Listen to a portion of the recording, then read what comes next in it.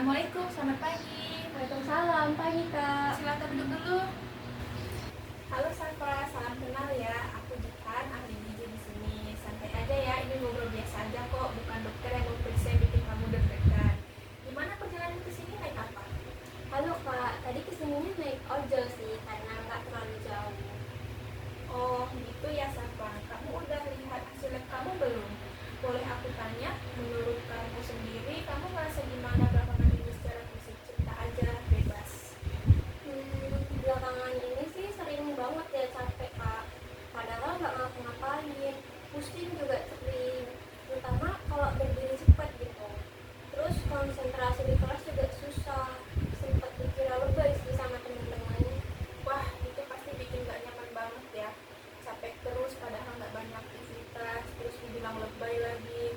Kamu mau cerita itu ke aku, itu butuh keberanian dan aku appreciate banget.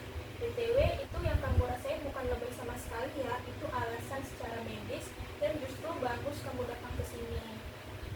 Oh iya Kak, aku kira aku cuma kurang tidur aja sih Kak. Kurang tidur bisa jadi faktor juga kok, tapi dari hasil lab kamu itu menunjukkan ada hal yang lebih spesifik.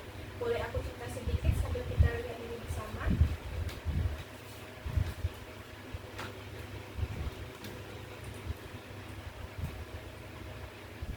Oke. Jadi Safa, nilai hemoglobin kamu itu 9,8 gram per desiliter. Nilai normalnya untuk remaja putri itu minimal 12 gram per desiliter. Jadi kamu mengalami anemia nih, kondisi di mana darah kamu itu kekurangan sel darah merah yang cukup untuk membawa oksigen ke seluruh tubuh. Makanya kamu capek dan pusing. Itu bukan lebay kok, itu nyata secara biologis. Dari gambar ini, itu yang kiri sel darah merah yang cukup, dan yang kanan itu kondisi anemia kamu. Bisa lihat kan bedanya? Oh, jadi beneran ya Kak darahnya itu kurang. Aku kira itu cuma kena capek biasa. Terus ini ada hubungannya sama makanan aku nggak ya Kak?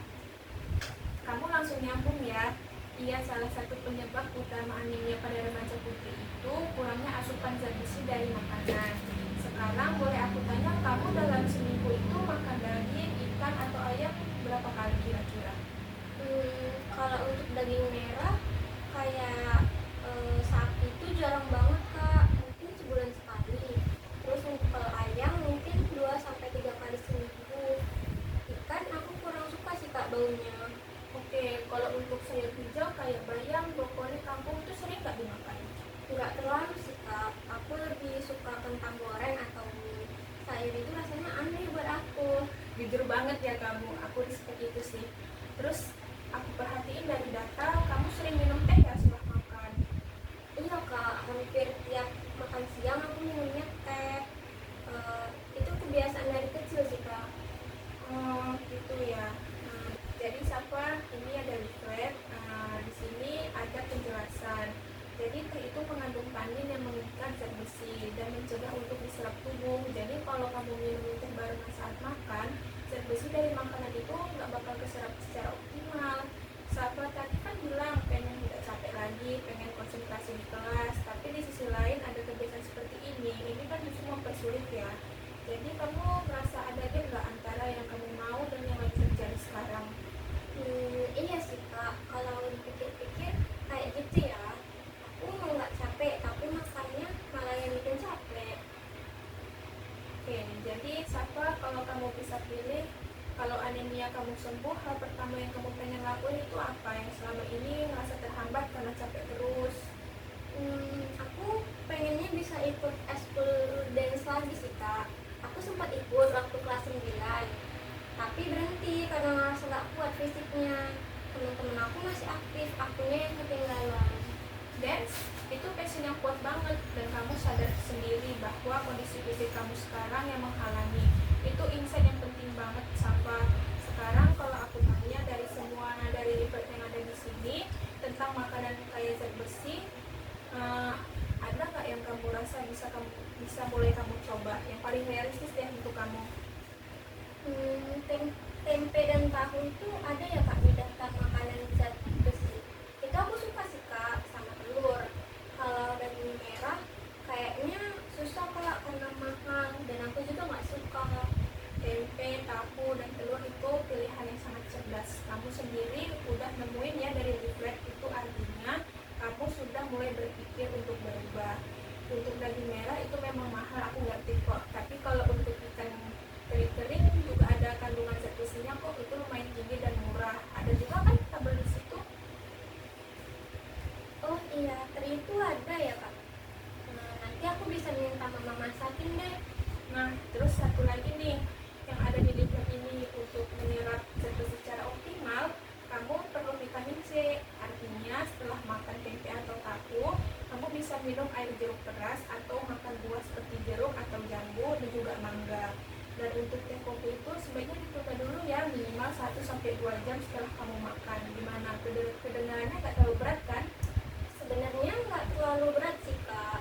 Yang paling susah itu mindahin waktu minum tehnya, karena itu udah kayak refleks gitu kak. Safa, soal teh itu aku salut sih sama kejujuran kamu. Itu kebiasaan yang sudah lama, jadi wajar sih kalau berat. Kita nggak harus langsung berhenti total kok, cukup tunda 1 jam setelah makan.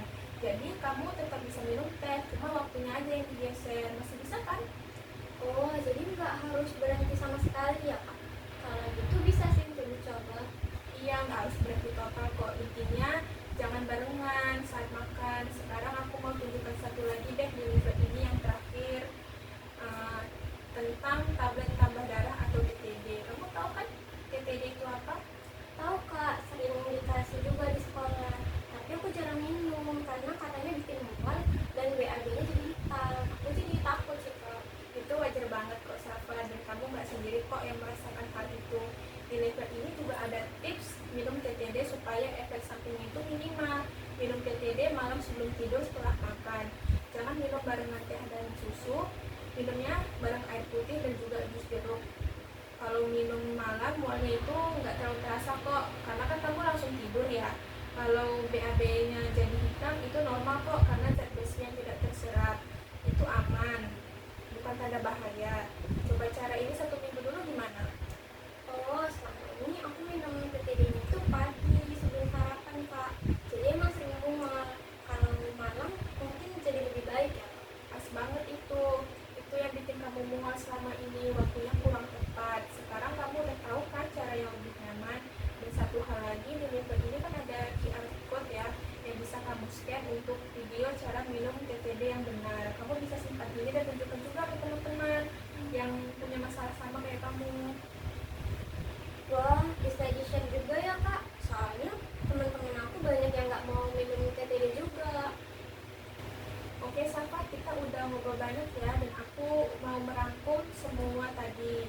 Kamu bilang kamu capek, terus pengen balik bisa ikut dance. Kamu juga udah nemuin sendiri kan di leaflet tadi 3 hal yang bisa kamu coba, dari mulai makan tempe, tahu, atau teri juga sebagai sumber zat besi, bisa minum jus jeruk atau makan buah setelah makan untuk bantu penyerapan, dan yang terakhir minum TTD sebelum tidur. Itu benar ya? Iya kak, itu yang mau aku coba. Keren. Kalau skala 1-10, seberapa yakin sih kamu bisa ngelakuin 3 hal itu dalam seminggu ke depan?